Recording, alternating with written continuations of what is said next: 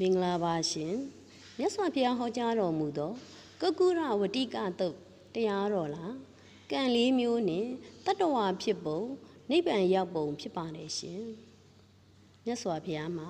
ပုံနာနှင့်သေနိယတို့ကိုဤသို့ဟောကြားတော်မူခဲ့၏ကံတို့သည်၄ပါးရှိ၏1မဲညစ်၍မဲညစ်သောအကျိုးရှိသောကံ2ဖြူစင်၍ဖြူစင်သောအကျိုးရှိသောကံ3အမဲဖြူရောသည်ဖြစ်၍အမဲဖြူရောသောအကျိုးရှိသောကံ4အထက်ပါကံ3မျိုးကိုပယ်တတ်နိုင်သောကံကံကုန်ခြင်းကိုဖြစ်စေတတ်သည့်ကံတို့ဖြစ်ကြပါတယ်ရှင်1မဲညစ်သောအကျိုးရှိသောကံဆိုသည်မှာဆင်းရဲမိအလုတ်ကိုလှုပ်သူသည်ဆင်းရဲသောတတ္တဝါဖြစ်သို့ရောက်နေမည်ငရဲကြတကဲ့သို့ဆင်းရဲခြင်းကိုခံစားရမည်မိမိပြုသောကံနှင့်တူသောတတ္တဝါဖြစ်ပေါ်လာခြင်းဖြစ်ပါတယ်ရှင်ဖြူစင်သောအကျိုးရှိသောကံဆိုသည်မှာချမ်းသာမိအလုတ်ကိုလှုပ်သူသည်ချမ်းသာသောတတ္တဝါဖြစ်သို့ရောက်ရှိနေမည်နတ်ပြည်ရောက်နေတကဲ့သို့ချမ်းသာခြင်းကိုခံစားရမည်မိမိပြုသောကံနှင့်တူသော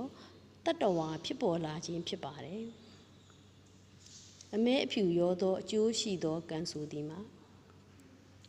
ဆင်းရဲမိအလုတ်နှင့်ချမ်းသာမိအလုတ်နှမျိုးလုံးပြုလုပ်သူသည်ချမ်းသာဆင်းရဲရောထွေးသောတတ္တဝါဖြစ်သို့ရောက်နေမည်လူနှင့်အချို့သောနတ်တို့ကဲ့သို့ချမ်းသာဆင်းရဲရောထွေးနေသောချမ်းသာခြင်းနှင့်ဆင်းရဲခြင်းကိုတလဲစီခံစားရမည်မိမိပြုသောကံနှင့်တူသောတတ္တဝါဖြစ်ပေါ်လာခြင်းဖြစ်ပါတယ်၄ကံကုန်ခြင်းကိုဖြစ်စေတတ်သောကံဆိုသည်မှာမဂ်ကင်၈ပါးအကျင့်ကိုကျင့်သောသူလောဘဒေါသမောဟမရှိပဲအလုတ်လုတ်သူသည်32ပုံရှိပုထုဇဉ်များထက်တာလွန်သောတတ္တဝါဖြစ်သို့ရောက်နေမည်32ပုံပုထုဇဉ်များတွင်ရှိသောချမ်းသာခြင်းတဲ့ပုံမိုချမ်းသာသောချမ်းသာခြင်းကိုခံစားရမည်နိဗ္ဗာန်ချမ်းသာကိုခံစားရမည်မိမိပြုလုပ်သောကံကြောင့်သာထိုနိဗ္ဗာန်ချမ်းသာကိုခံစားရခြင်းဖြစ်ပါတယ်မိမိပြုသောကံနှင့်တူသောတတ္တဝါဖြစ်ပေါ်လာခြင်းဖြစ်ပါတယ်ရှင်မဲညစ်သောအကျိုးရှိသောကံဖြူစင်သောအကျိုးရှိသောကံအမဲဖြူရောသောအကျိုးရှိသောကံအားလုံးတို့ကိုနံပါတ်၄ဖြစ်တဲ့အမဲဖြူမဟုတ်အမဲလည်းမဟုတ်အဖြူလည်းမဟုတ်သောကံကပယ်တတ်နိုင်တယ်ဟုမိန့်တော်မူပါတယ်ဤတရားတော်ကိုဟောကြားပြီးသောအခါပုံနာကုက္ကုရသည်ဘုရားတကာဖြစ်သွားပြီးသေနိယဝတိကသည်မြတ်စွာဘုရားထံ၌ယဟန်ဝတ်လေသည်